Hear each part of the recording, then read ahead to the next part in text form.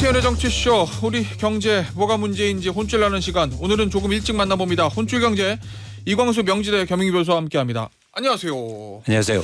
자, 금리 얘기부터 좀 해볼게요. 미국 연준이요 기준금리를 0.5% 포인트 인하했습니다. 예. B컷이라고 하죠. 예. 이렇게 B컷을 단행한 결정적인 이유는 뭐라고 보세요? 예, 말씀하신 대로 미국의 연준이 2020년 3월 이후 예. 4년 반 만에 금리 인하를 단행했는데요. 기존의 시장의 기대치는 0.25% 포인트 정도였어요. 근데 0.5% 포인트로 해서 2배 인하한 거죠. 예. 가장 큰 이유는 사실은 물가가 일단 안정됐다. 그렇기 때문에 금리 인하가 필요하다라는 측면이 있었고요. 예. 그게 저는 50%라고 보고 있습니다. 0.25%. 예. 근데 0.25%가 추가된 건 실업률로 촉발된 경기 위축 우려. 그러니까 경기 위축되니까 금리를 인하돼서 경기를 좀 부양시키겠다. 예. 이런 의도가 포함된 것으로 판단하고 있습니다. 이게 시장에 보내는 사인은 어때요? 긍정적으로 보면은 B컷이니까 돈이 풀리니까 경기가 좀 좋아지겠는 걸 이겁니까? 아니면 B컷 할 정도로 경기가 그렇게 안 좋다는 거야? 어떡하지? 뭐 이겁니까? 그러니까 이게 두 가지 측면에서 저희가 일단 판단해 볼 수 있는데요. 예. 연준의 이런 결정은 긍정적입니다. 결정 자체는. 그러니까 뭐냐면 좀 더 빨리 의사결정을 했으니까. 예. 그런데 이 신호를 시장에서 어떻게 받아들일까는 사실 의견이 분분한 거죠. 그래서 예, 흥미로운 게 뭐냐면 제가 이게 발표될 때 새벽부터 보통 이 발표될 때 새벽에 이제 잠을 안 자거든요. 보면 예. 딱 발표되는 순간 증시가 이제 빠졌어요.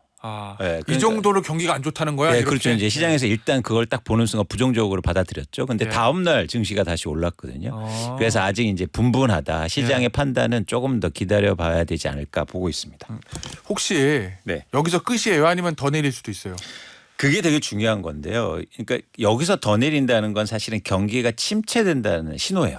더 내리면 네, 그렇습니다. 오죽하면 또 내려 이렇게 되는 그렇습니다. 거구나. 예. 그래서 사실은 금리 인하가 추가로 인하된다는 건 오히려 경기 침체가 진짜 오고 있다라는 걸 신호를 주고 있기 때문에 사실은 더 부정적인 그런 반응이 이어질 수 있다는 판단을 하고 있습니다. 예, 알겠습니다. 어쨌든 기준금리가 B컷 0.5나 내리면 돈이 풀리잖아요. 그렇죠. 시장에. 그렇죠. 우리 주식 시장 중에서 유동성 장세라는 말이 있는데 돈이 풀리면 네. 그 돈이 어디로 가겠어? 뭐 주식 시장으로도 가고 뭐 비트코인 시장으로도 가고 그러니까 자산 가격이 오르는 거 아니야? 뭐 이렇게 기대들도 하거든요.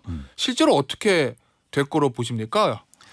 제가 볼 때는 쉽게 유동성 장세 말씀하신 것처럼 유동성 장세가 이어지긴 좀 힘들어 보입니다. 그래요? 왜냐하면 네. 일단 기업들의 실적이 좋지 않아요. 그렇다 보니까 전반적으로 실적이 받쳐줘야 유동성 장세도 붙는 건데 예. 그러기엔 쉽지 않다. 쉽게 얘기하면 기초 체력이 안 좋다 이런 그렇습니다. 거구나. 대표적으로 최근에 그러니까 지난주에 페덱스가 실적 발표를 했는데요. 경기를 측정하기에 굉장히 뭐랄까 그 페덱스의 실적을 보면 저희가 알 수 있는데 예상 대비해서 실적이 굉장히 부진했습니다. 그 얘기는 뭐냐면 경기가 실제로 안 좋은 건가? 네. 사실 아무리 돈이 많이 풀려도 내가 그렇죠. 직장이 잃고 그렇죠. 임금이 떨어지면 네. 어떻게 부동산을 사고 주식을 사겠습니까? 그런 측면에서는 사실은 경기 침체 우려가 좀 더 커질 가능성이 있어 보이지 않느냐 이렇게 네. 판단하고 있습니다. 근데 비트코인은 올랐다면서요? 이건 왜 그래요? 바로 이 지점인데요. 네. 그러니까 뭐냐면 시장에 그러니까 연준 의장도 딱 이 말을 했는데요. The economic outlook is uncertain. 예. 그러니까 불확실하다는 거예요. 아하. 그러니까 사실은 제가 이제 계속 저희가 혼줄 경제에서도 얘기하는 게 불확실성이 되게 중요하다. 예. 근데 지금 불확실성이 시장에 있다 보니까 불확실성의 핵심에 뭐였냐면 미국 경제에 대한 불확실성입니다. 예. 그러면 어디하고 연결되냐면 달러의 약세. 아하. 그리고 달러가 위치를 조금 약화될 가능성에 대해서 이야기하는 거예요. 예. 그렇게 되면 당연히 이런 암호화폐가 상대적으로 조금 더 우월할 수 있지 않느냐라고 이제 시장에서 보는 거죠. 그래서 암호화폐하고 동시적으로 예. 금값이 오르는 겁니다. 이런 불확실성이 희한하네. 커지면. 그죠? 예. 그래서 과거하고 다른 현상이 예. 이런 지점이 좀 있습니다. 아니, 특히 암호화폐가 들어가면서. 금은 최고 안전 자산인 거고 그렇죠. 암호화폐는 불안전 자산인 거잖아요. 그렇죠. 근데 두 개가 같이 올라요? 극단인 거죠. 이야. 네. 그런데 그 네. 중심에는 달러의 불확실성과 달러의 약세 전망이 이제 들어가면서 아하. 상대적으로 비트코인이라든지 암호화폐가 강세를 보이고 있는 상황입니다. 예, 알겠습니다. 앞서 이제 주식시장 이게 기업의 실적이 안 좋기 때문에 유동성 장세가 오기는 쉽지 않다라고 말씀해 주셨는데 네. 그래도 돈이 주식시장으로 흘러가서 어느 정도 예를 들어서 매수세가 뒷받침이 된다면 그래도 어떤 주식들이 조금 저 혜택을 볼 거로 보세요? 이 그 지점이 되게 중요한데요. 네. 이렇게 경기가 상대적으로 이제 정점을 찍었다가 안 좋아지고 그리고 이렇게 금리가 인하되는 그 초입에 가장 좋은 사실은 분야는 네. 소비재입니다. 그리고 소비재. 의료요. 그래서 최근에 소비재라든지 의료, 식료품주들이 사실 오른 이유이기도 하거든요. 그 금리 내려가지고 가계에 가처분 소득이 늘어나면 일단 먹고 마시고 옷 그리고 산다 이런 거구나. 경기가 위축돼도 먹긴 한다. 예. 이런 안전한 그 분야라는 거죠. 근데 그 다음 분야가 어디냐면 뭐냐면 그 인프라 관련된 주예요. 오. 그러니까 투자를 하고 시작을 하니까. 아 돈이 풀리니까. 네, 네. 예. 그래서 그런 어떤 패턴을 여러분들이 좀 읽으실 필요는 있어 보입니다. 알겠습니다. 자 항상 말씀드리지만 투자의 자기 책임의 원칙. 네. 예. 투자는 알아서 하시는 겁니다. 저희는 그냥 조언을 드릴 뿐이고. 자 그러면 이제 중요한 거. 우리나라 금리는 어떻게 될까 이거잖아요. 그렇습니다. 미국이 금리 인하했으니까 그냥 일반적으로 보면 우리도 따라 내려야 되는 게 맞는 건데 결국 한국은행이 어떻게 할까? 이 가계부채와 집값 때문에 이건 거죠? 그렇죠. 일단 한국은행은 조금 여유를 갖고 있는 느낌이에요. 왜냐하면 금리 차가 아직 있으니까 미국하고. 그래서 네. 일단 한국의 기준금리는 3.5%인데 예. 금리 미국이 기준금리를 내려도 아직 격차가 있다라는 부분에 대해서 저희가 볼 필요가 있고요. 일단 가계부채가 급증했으니까 지금 1,800조 원이 넘고 있는데 만약 금리를 인하해서 가계부채가 다시 증가하고 혹시나 또 다른 물가들이 인상되면 사실은 한국은행은 할 일이 없어지거든요. 예. 그런 측면에서는 금리 인하에 대해서 좀 조심스러운 측면이 있는데 이번 빅컷을 했으니까 예. 좀 금리 인하도 불가피하지 않느냐 보고 있는데 그 폭이 이제 제한적일 가능성이 높아 보입니다. 그래요. 알겠습니다. 역시 한국은행이 이렇게 빅컷 미국처럼 이런 거 하지 못하는 이유는 집값이랑 가계부채 때문인 거죠. 그러면 그렇습니다. 그게 핵심인 거죠. 왜냐하면 여기서 이제 금리를 내려서 돈이 풀리면 그 돈으로 대출 받아가지고 또 집 사려고 하지 않을까. 그쵸. 집값 올라가지 않을까. 이 부분인 건데 그렇죠.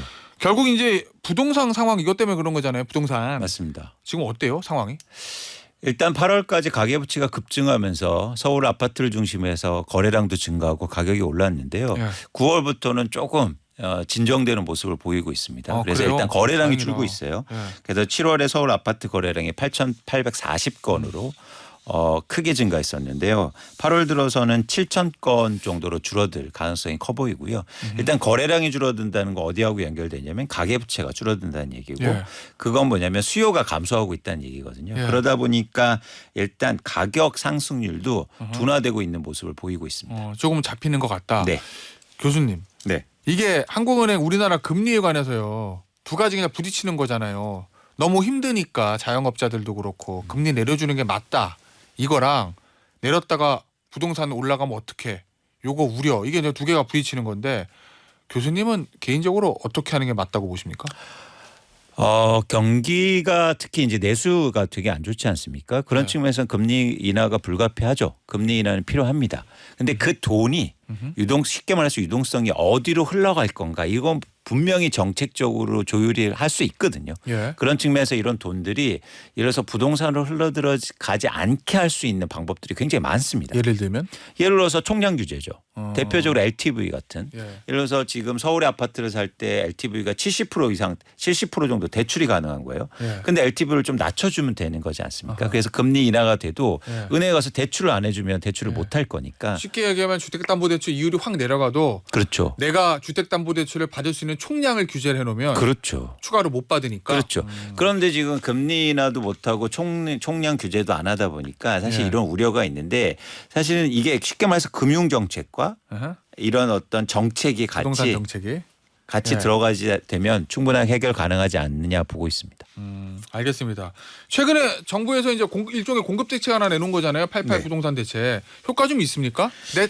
아직 한 2달이 안 돼가지고 바로 효과를 보기는 좀 짧긴 하죠 그렇죠. 시간이. 그리고 이건 공급 대책이기 때문에 장기적으로 저희가 볼 측면이 있고요. 그래요? 예. 일단 1차적으로 저희가 볼 게 11월에 예. 그린벨트가 어디가 맞아. 풀리고 요게 이제 예. 발표가 되는데 예. 그런 발표들이 시장에 어떻게 영향을 미친가 좀 지켜볼 필요는 있습니다. 알겠습니다. 자, 미국의 금리 인하가 우리 경제에 주는 영향들 좀 보고 계시는데 우리나라 이제 부동산하고 우리나라 금리 결정 얘기했고 수출 이 부분은 어때요? 우리 경제의 가장 중요한 부분이 수출인데 사실. 이게 가장 큰 문제인데요. 예. 일단 최근에 수출 증가가 한국이 좀 빨랐던 이유는 뭐 자동차를 중심으로 해서 환율이 계속 올랐고 네. 그 이유는 뭐냐면 예를 들어서 금리 차도 있었단 말이죠. 쉽게 말해서 미국의 금리가 우리나라보다 높다 보니까 네. 달러가 강세를 보였고 네. 그런 측면에서 수출이 잘 됐는데 이제는 미국의 금리 인하가 좀 가속화되면 달러가 약세가 돼서 그럼 환율이 인하되는 거 아닙니까? 그러면 수출이 안 될 가능성이 있다는 거죠. 그런 측면에서 조금 저희가 우려 상황이긴 합니다. 예, 알겠습니다. 자, 주제를 바꿔서 반도체 주식 얘기 좀 해볼게요. 네. 교수님, 네. 질문이 하나 들어왔습니다. 아주 짧게. 임정규님, 반도체 주식 이제 끝인가요? 여러분 그 주식 시장에서 제가 계속 말씀드리고 싶은 건 뭐지만 끝은 없습니다. 끝이라고 생각하면 다시 시작일 수 있고요. 예. 이제부터 새로운 시장인가 하면 또 끝일 수 있거든요. 예. 그래서 여러분들 너무 이렇게 단정 짓지 말고 사실 반도체라는 게 일종의 중요한 쌀이지 않습니까? 쌀이죠. 산업에. 예, 그런 네. 측면에서 굉장히 중요한 산업이다. 아하. 그래서 최근에 어쨌든 주가도 하락하고 회사들에 네. 대해서 비관적인 전망이 크고 있지만 오히려 이때를 더 관심 있게 볼 측면이 그래서 제가 뭐 지금 사야 된다 이 말씀을 드리는 건 아니고요. 예. 계속 저희가 관심을 가져볼 필요가 있다는 생각을 드리고 예. 주식시장에서 특히 뭐 삼성전자 끝은 없다. 아하. 그런 말씀을 드립니다. 알겠습니다. 네. 반도체라는 게 워낙 경기에도 민감하다 보니까 오르락내리락 하는 건데 네. 문제는 이런 질문이 왜 나왔냐 보니까 최근에 삼성전자하고 하이닉스 주식이 좀 많이 내렸잖아요. 네. 뭐 여러 가지 원인이 있겠습니다만은 외국계 투자은행 모건 스탠리 이거 뭐 이름은 다 들어보셨을 겁니다. 이 모건 스탠리라는 데서 보고서를 하나 썼어요. 네. 하이닉스 주가 전망. 네. 대부분 애널리스트들이 주가를 이렇게 확 낮춰서 보고서 쓰는 경우가 많지 않은데 거의 예상 주가를 지금 주가 한 반토막 정도 50% 디스카운트 된 게 적절하다 이렇게 쓴 거잖아요. 그렇습니다. 모건 스탠리가. 그렇습니다. 그래도 이제 우리나라 반도체 주식 끝났냐? 그래도 이제 반도체 끝인가요? 이런 질문도 들어오는데 문제는 이 모건 스탠리가 하이닉스 폭락을 예고하는 보고서를 냈고 그 전에 보고서 내기 전에 선행 매매를 해서 SK나 하이닉스 주식을 대량 처분했다. 이런 의혹이 있고 금감원이 조사를 들어간 거죠 지금. 네. 맞아요. 제가 정리한 사실관계가. 맞습니다. 그건 뭐 사실관계가 맞고요. 예. 예. 그럼 모건 스탠리는 이거 뭐 어떻게 한 거예요? 이거 일종의 공매도를 한 겁니까? 뭡니까? 일단 팔아놓고서는 자, 저 주식 내려갈 거야 이렇게 보고서를 낸 거란 말인 거죠? 아니 그건 확정할 수 없죠. 이제 조사가 되는 거니까. 의혹이에요 현재까지는. 근데 예.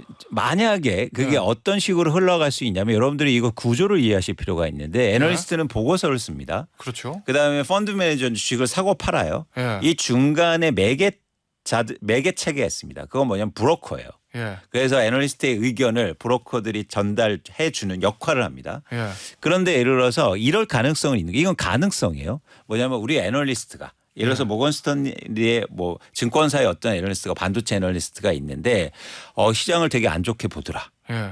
그래서 이런 레포트가 나갈 수 있다라는 거를 만약 브로커들이 미리 전달해 줬다면 펀드 매니저한테 예. 그럼 펀드 매니저들이 그런 의견을 받아서 미리 팔았다면 이건 큰 문제가 될 수 있습니다. 그렇죠. 예. 그런데 예. 이거를 그 증거를 찾아내기가 굉장히 힘들다는 거예요. 그러니까 제가 애널리스트 오래 했지 않습니까? 예. 실제로 제가 일을 하면서도 이런 일들이 있을 수 있는데 예. 그 증거를 찾기가 힘들다. 원래 증권회사의 차이니스 월이라고 이 그렇습니다. 교류 못하게 벽이 쳐져 있어야 되는데 그렇습니다. 그 벽을 뚫고 나가는 경우가 있잖아요. 그걸 그런데- 보겠다는 거죠. 그런데 금감원이. 브로커와 그리고 애널리스트와의 벽은 없어요. 의견을 주고받고 예. 서로 브로커랑은 예 그렇죠. 그렇죠. 예. 그렇기 때문에 이제 브로커가 사전에 이런 레포트의 정보를 예. 그러니까 사실 레포트가 그날 쓰고 나오는 게 아니지 않습니까? 예. 계속 연구하면서 쓸 거 아닙니까? 예. 쓰면서 상의도 하고 이럴 가능성이 있는데 예. 그런 가능성이라든지 이런 얘기가 매니저한테 펀드 예. 매니저한테 미리 전달됐으면 이건 큰 문제다. 근데 근데 그거를 과연 밝혀낼 수 있을까? 그래서 단순히 창고를 이용했다고 그래서 그 의혹을 제기하는 건 사실은 문제일 수도 있는데 예. 그 의혹의 증거를 찾기는 굉장히 힘들지 않을까 생각합니다. 교수님 어떻게 보세요 이거? 진짜 의혹이라고 보세요? 아니면 뭔가 좀 냄새가 납니까? 아니 왜냐면은 이게 만약에 그런 미공개 정보 이용한 선행 매매가 없었다고 하면 모건 스탠리 이쪽은 뭐 주식의 신인데 그냥. 그러니까 저희가 어떤 게 기류라는 게 있지 않습니까? 그러니까 분위기, 그러니까 갑자기 이런 게 아니고 반도체가 조금씩 안 좋아지고 있어. 네. 뭐 디램 가격이 떨어질 수도 있을 것 같아. 쉽게 말해서 뭐 AI 반도체가 조금 뭐 과잉 공급인 것 같아. 이런 기류가 있었겠죠. 예. 그런 의견 교류가 미리 이루어질 가능성은 저는 있다고 봐요. 그런데 그런 의견 교류가 실제로 행동이 일어났느냐 그 증거를 찾기가 되게 힘들어 보입니다. 알겠습니다. 어쨌든 금감원이 여기를 들여다보고 있다. 네. 라는 겁니다. 네. 알겠습니다. 오늘 혼줄 경제 여기서 마무리하도록 할게요. 명지대학교 이광수 겸임교수였습니다. 감사합니다. 고맙습니다.